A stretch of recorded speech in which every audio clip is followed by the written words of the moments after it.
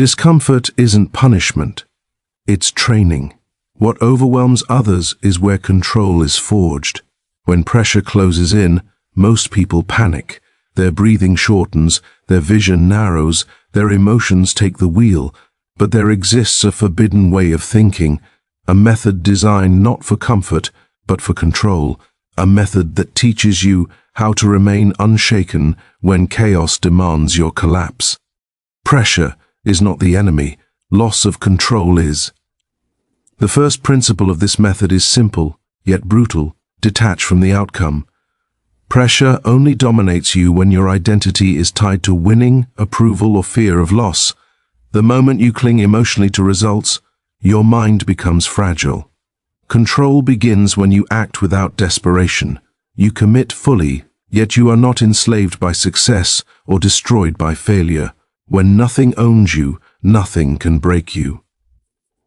The second principle is stillness before action. Under pressure, weak minds rush, strong minds pause. Stillness is not hesitation, it is dominance over impulse. In moments of intensity, the calm mind sees openings others miss. While others react emotionally, you choose deliberately. This pause creates distance between stimulus and response, and in that distance lies power. Next comes mastery of breath. Pressure attacks through the body before it reaches the mind. Rapid breathing feeds fear. Controlled breathing dissolves it. Slow, deep breaths send a signal of command to the nervous system. This is not relaxation, it is regulation. When the breath is steady, the hands are steady. When the hands are steady, decisions become precise. Control the breath, and you control the moment. Another forbidden element is embracing discomfort. Most people avoid pain, stress, and uncertainty. This method demands the opposite. You train yourself to operate inside discomfort until it becomes familiar territory. When pressure arrives, it feels normal to you because you have lived there before. What breaks others sharpens you. What overwhelms others activates you. Then there is mental distance. Instead of being inside the chaos, you observe it. You see the situation as if from above. Cold, clear, detached. Emotions are acknowledged but not obeyed. Fear speaks, but it does not command. Anger rises, but it does not lead. You remain the observer, not the victim of the moment. This method also requires economy of movement and thought. Under pressure, excess is weakness. Too many actions, too many words, too many thoughts. Control means doing only what is necessary, nothing more, nothing less. Every movement has purpose. Every decision is clean. Waste disappears. Precision remains. Another rule: never reveal internal chaos. The outside must remain composed, even if the inside is burning. Calm posture, steady eyes, controlled tone. People respond not to what you feel, but to what you project. When others see calm, their confidence cracks. Pressure shifts away from you and onto them. Finally, the core of the forbidden method: accept impermanence. Nothing lasts, not fear, not pressure, not victory, not loss. When you truly understand this, urgency loses its grip. You stop fighting time and start flowing with it. Pressure becomes just another moment, intense, temporary, manageable. This method is forbidden because it removes dependence. It cannot be sold easily. It does not rely on motivation, hype, or emotion. It is built on discipline, clarity, and ruthless self-control. It turns pressure into an ally and chaos into a tool. When the moment comes, and it always does, you will not rise to the occasion. You will return to your training, calm, grounded, unmoved. That is control under pressure. Got control under pressure begins with a discipline most people resist: detachment from the outcome. This is not indifference, laziness, or lack of ambition. It is the highest form of commitment, where action is pure and unpolluted by fear, expectation, or emotional dependency. Pressure only becomes overwhelming when your sense of self is tied to what might happen next. When success defines your worth or failure threatens your identity, Every moment feels like a test of survival. Detachment cuts this chain. You still act with intensity and precision, but the result no longer controls your inner state. Most people misunderstand attachment as motivation. They believe wanting something badly will push them to perform better. In reality, attachment clouds judgment. When you crave a specific outcome, your mind narrows. You rush decisions, you ignore signals, you become reactive instead of deliberate. Detachment opens the mind. It creates space. In that space, awareness sharpens and choices become cleaner. You stop fighting reality and start responding to it with clarity. Detachment also dismantles fear. Fear is not born from danger alone, it is born from imagined loss. The fear of embarrassment, rejection, failure, or defeat grips the mind long before anything actually happens. When you detach from outcomes, fear loses its fuel. You accept that loss is possible, but not catastrophic. You understand that no single moment defines your existence. This acceptance does not weaken you, it frees you. A free mind moves faster and sees further than a frightened one. Operating without attachment allows you to remain calm while others unravel. In high-pressure situations, emotional volatility is contagious. Panic spreads quickly among those who cling to results. When you remain grounded, you become an anchor in chaos.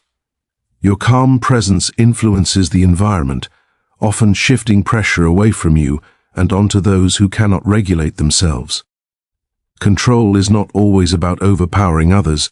Sometimes it is about being the only one who does not collapse. Detachment also strengthens resilience.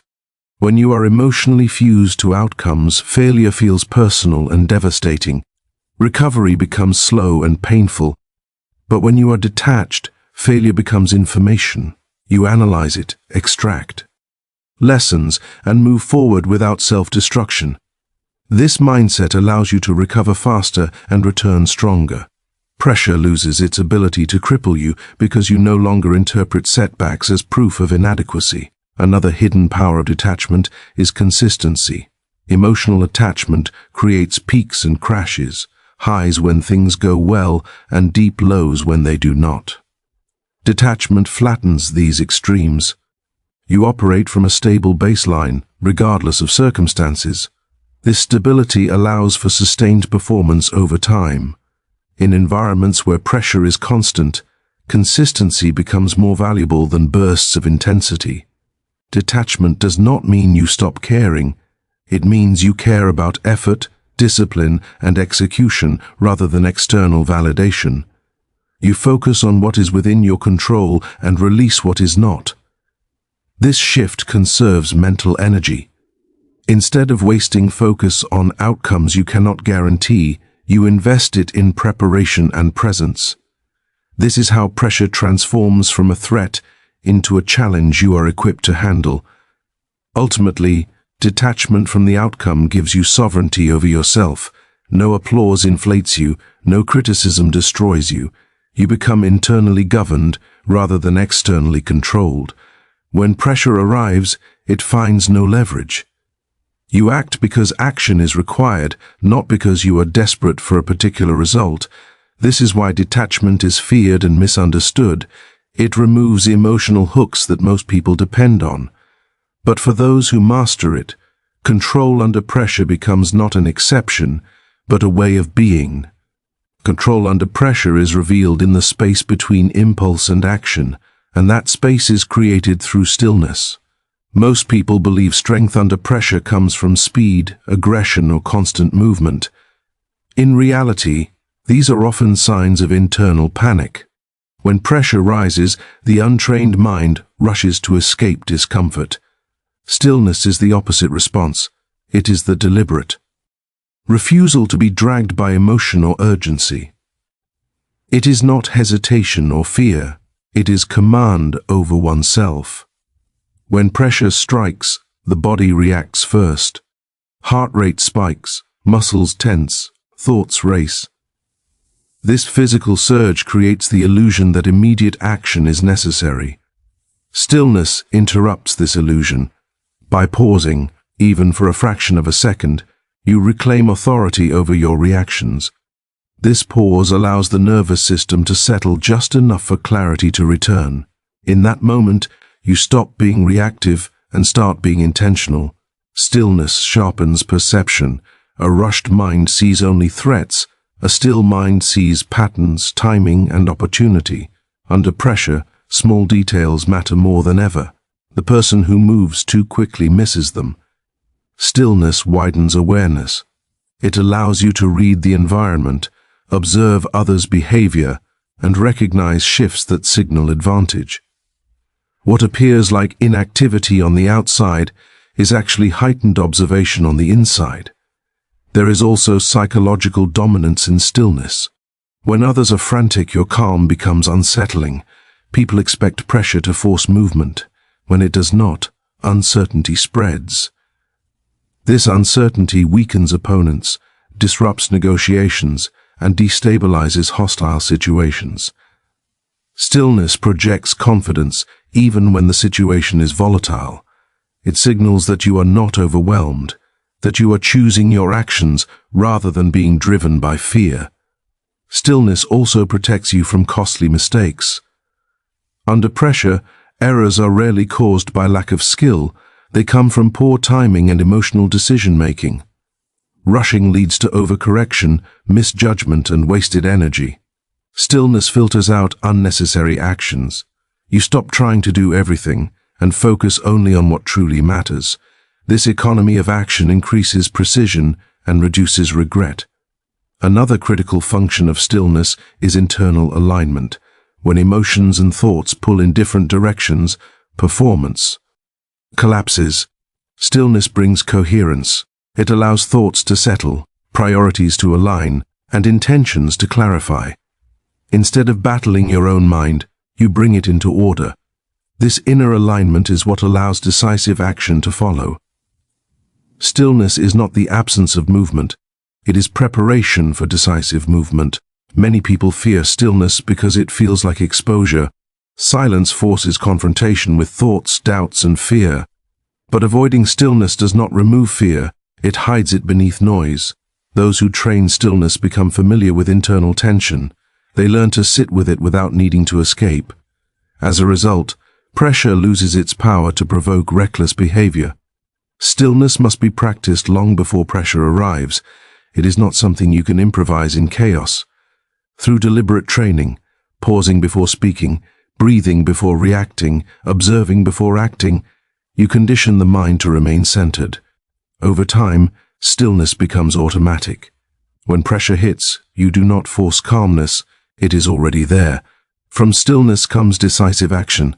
The pause ends, the choice is made, and movement follows with clarity and force. There is no second-guessing, no scattered effort. Action born from stillness carries authority because it is not emotional, it is deliberate. This is why stillness creates dominance. It allows you to move at the right moment, with the right intensity, for the right reason. In a world addicted to speed and noise, stillness is misunderstood and underestimated. Yet under pressure, it is the foundation of control. Those who master it do not fight chaos head-on. They let it pass, study it, and then act with precision. Stillness is not weakness. It is the quiet center from which true power emerges. Control under pressure is impossible without control of the breath. Before the mind panics, before the hands shake, before decisions collapse, the breath changes. It becomes shallow, rapid, and chaotic. This shift sends a powerful signal to the nervous system that danger is present. Once this signal is locked in, the body prepares for survival, not precision. Fine motor skills decline, vision narrows, and rational thought weakens. Mastery of breath reverses this process. It restores order from the inside out. Breathing is the only automatic bodily function that can also be consciously controlled. This makes it a direct bridge between the conscious mind and the nervous system. Under pressure, everything feels urgent, but the breath offers an anchor, By slowing and deepening it, you send a counter-signal. Control is present. The heart rate stabilizes. Muscles release unnecessary tension. The mind clears enough to think rather than react. Shallow breathing feeds fear. When oxygen intake is limited, the body interprets it as threat. Stress hormones increase and emotional reactivity spikes. Deep, controlled breathing interrupts this loop. Each deliberate breath becomes an act of defiance against panic.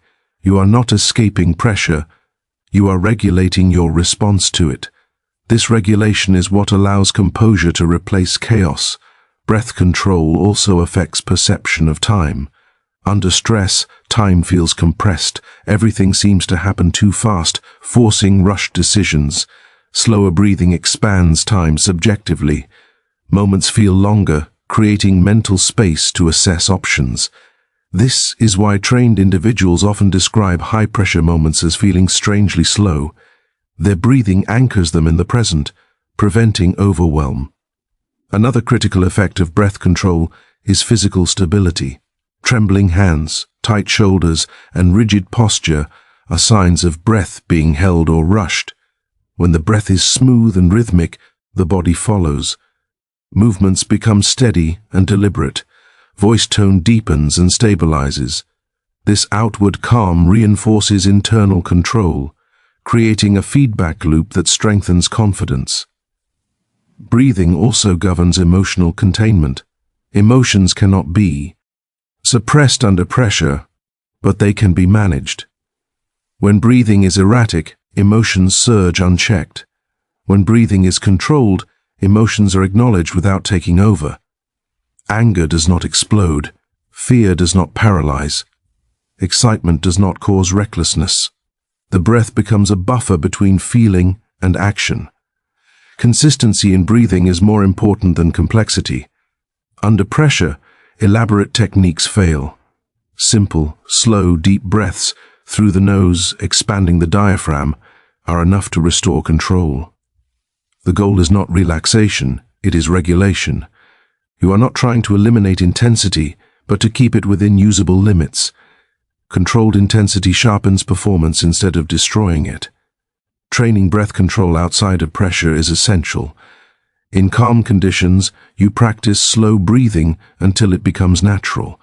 This builds a default response that activates automatically under stress. When pressure hits, you do not think about breathing. You simply do it. The body remembers what it has been trained to do. Breath control also influences how others perceive you. In high-pressure environments, people read nonverbal cues.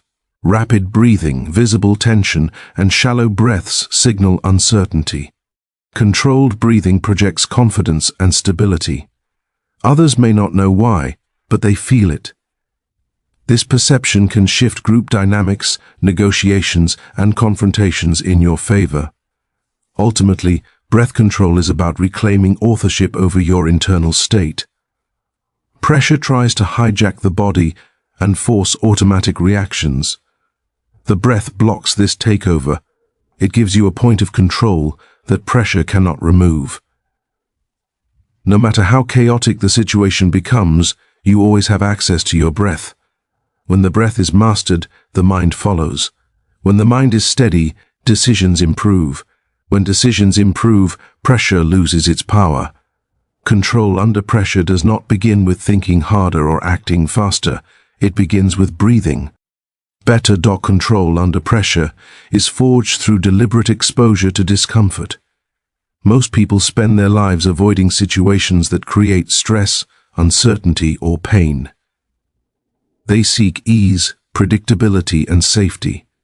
As a result, when pressure inevitably arrives, it feels overwhelming and foreign. The method demands the opposite approach.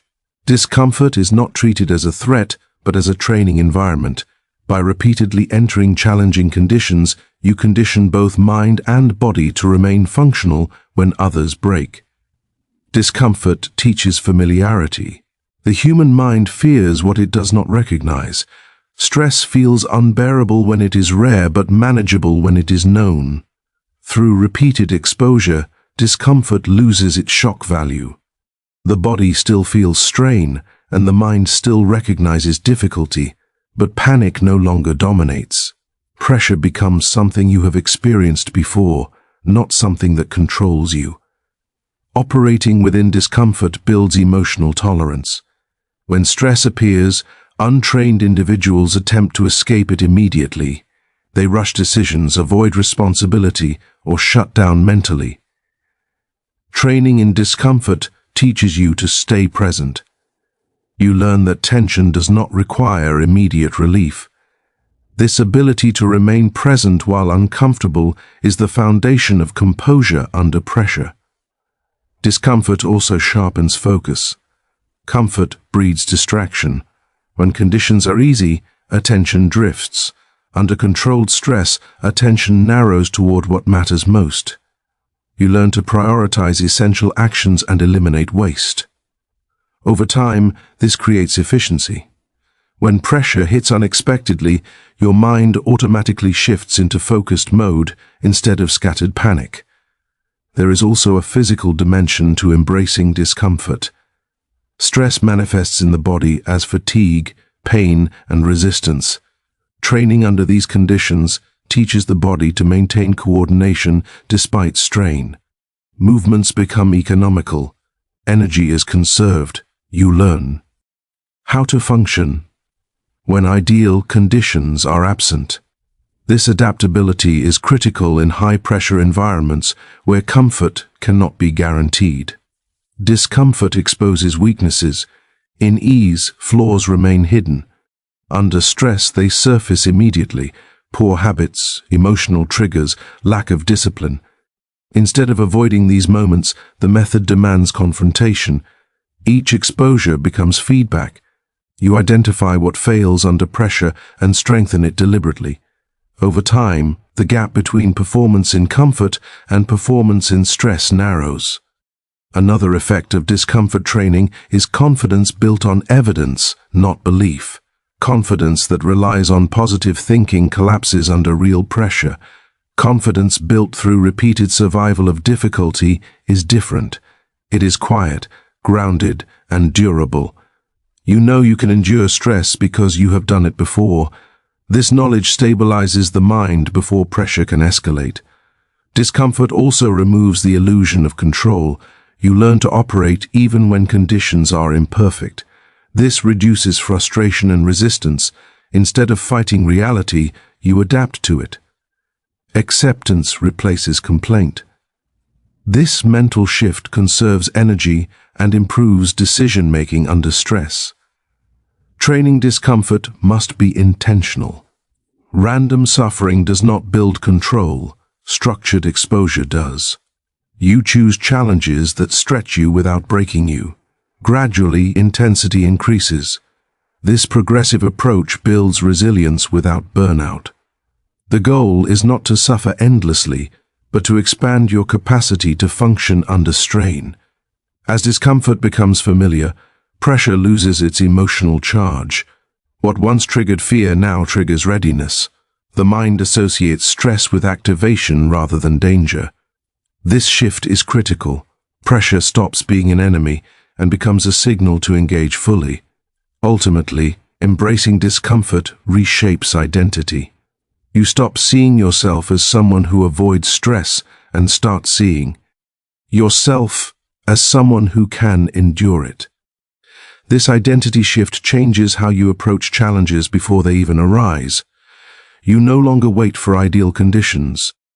You move forward despite uncertainty. Control under pressure is not learned in moments of ease. It is earned through repeated exposure to difficulty. By embracing discomfort, you build a mind that does not collapse when conditions become harsh. Instead, it adapts, focuses, and performs. This is how pressure becomes a familiar environment, rather than a breaking point. Control under pressure depends on simplicity. When stress rises, complexity becomes a liability. Most people respond to pressure by doing more, thinking more, moving more, speaking more. This excess creates confusion, drains energy, and increases the likelihood of error. Precision is not born from abundance, it is born from reduction. By stripping actions and thoughts down to what is essential, control becomes possible even in chaos. Under pressure, the brain's capacity shrinks. Stress hormones narrow focus and reduce working memory. When too many options, plans, or movements are introduced, the system overloads. Simplicity protects against this overload. It gives the mind fewer variables to manage and allows it to function effectively despite stress. When there is less to process, clarity survives. Simplicity begins with thought. In high-pressure moments, unnecessary thinking is dangerous. Over-analysis creates hesitation. Self-talk multiplies doubt. Imagining multiple future outcomes fractures attention. Precision requires a single clear objective and the next necessary action. Nothing beyond that matters in the moment. By reducing thought to purpose and execution, the mind stays aligned instead of scattered. This mental simplicity translates directly into physical precision. Excess movement under pressure wastes energy and exposes weakness. Tight, efficient actions conserve strength and improve accuracy. Every movement has intent. Nothing is rushed, and nothing is wasted. This economy allows performance to remain stable even as fatigue and stress increase. Speech follows the same rule. Under pressure, words can either stabilize or destabilize. Excessive explanation, emotional language, or unnecessary details signals uncertainty. Simple, direct communication maintains authority and prevents misunderstandings. Fewer words, chosen carefully, carry more weight than long emotional responses. Precision in language reinforces precision in action. Simplicity also strengthens timing. When you are not overwhelmed by options, you can sense when to act and when to wait. Many failures under pressure are not due to wrong actions, but wrong timing. Overcomplicated thinking pushes people to act too early or too late. Simplicity clears perception, allowing timing to emerge naturally. Another advantage of simplicity is emotional regulation. Complexity feeds emotion. When the mind spins through multiple scenarios, fear and anxiety multiply. By narrowing focus to what is immediately required, emotions lose momentum. The situation becomes manageable, not overwhelming. You stop reacting to imagined problems and deal only with the present one. Simplicity must be trained before pressure arrives. In calm conditions, you practice reducing tasks to their essentials. You refine processes until they are lean and repeatable. You remove habits that add no value. This preparation ensures that when pressure hits, you do not need to invent solutions. You execute what has already been simplified. This approach also builds confidence. Knowing exactly what to do without confusion creates calm certainty. You are not searching for answers under stress, you are following a clear path. This confidence is not loud or emotional, it is quiet and functional. It allows action without hesitation. Simplicity does not mean weakness or lack of depth, it is the result of mastery. Only those who understand complexity can reduce it effectively. Precision emerges when unnecessary layers are removed, not when skill is absent.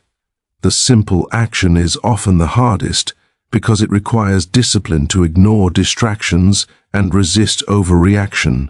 Under pressure, the environment tries to pull you into excess, more effort, more emotion, more urgency. Simplicity resists this pull. It keeps you grounded. It ensures that every decision serves a purpose. As pressure increases, your response becomes cleaner rather than messier. Ultimately, simplicity is what allows control to endure. When everything else is stripped away, comfort, time, certainty, you are left with your ability to focus and execute what matters. Precision lives there.